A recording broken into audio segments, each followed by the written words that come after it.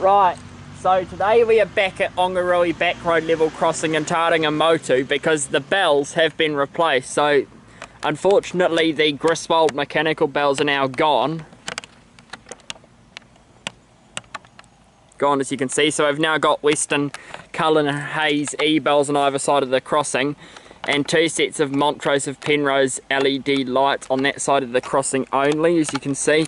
And on this side of the crossing we've got Western Cullen Hayes lights which have been retrofitted to LEDs mounted on Montrose of Penrose brackets. So yeah, and if I turn you around, we've got Westinghouse Control Boxes too over here, as you can see.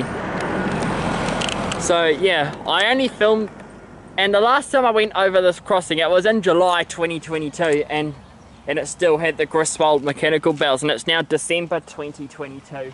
So yeah, I suspect this has definitely happened sometime within the last 5 months. So yeah, it's disappointing to lose another set of mechanical bells. However though, I guess it had to happen at some point though. So, but yeah, still the rest of the equipment is the same though. So yeah, there's not really much else to see here. So yeah, with that said and done, let's now go and wait for a train.